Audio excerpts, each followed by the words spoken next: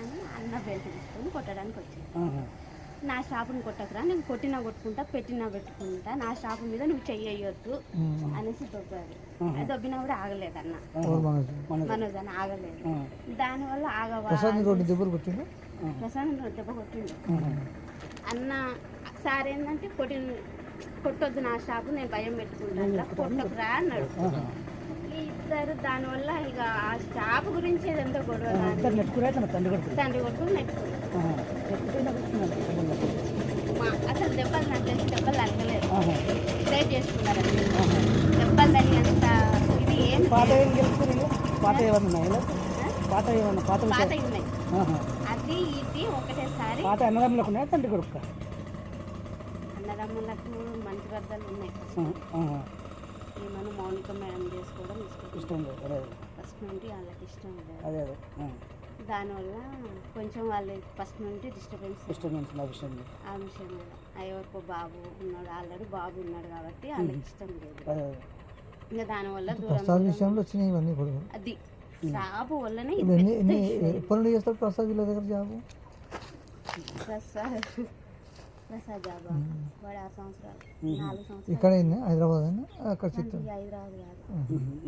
పనిచేస్తాడు సార్ దగ్గర.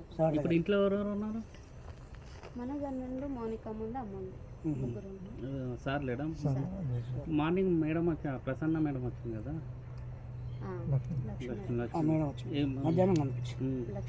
అంటే ఏమన్నా సంజాయించిందా లేకపోతే చెప్తుంది ఇంకా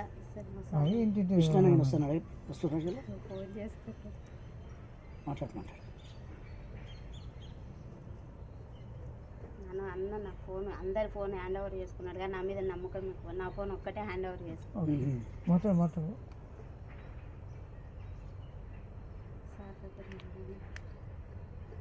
ఎన్ని గంటలకు అయింది?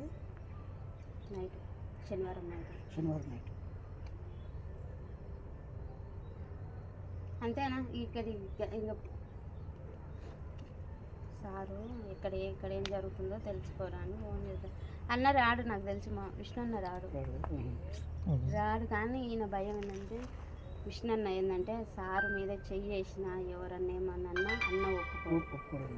ప్రాణం తండ్రి కొడుకు, పెద్ద కొడుకు చెయ్యేసిండు. అందుకని డాడీని ముట్టుకుంటావా అని కోపం ఉంటుంది అన్నకు, అంతే తప్ప. మొన్న వచ్చారు, టపాకాయలు కాల్చారు, పాపకు 1,00,000 రూపాయలు చేతిలో పెట్టాడు, మంచిగా ఉన్నారు. మనోజ్ అన్న పాపం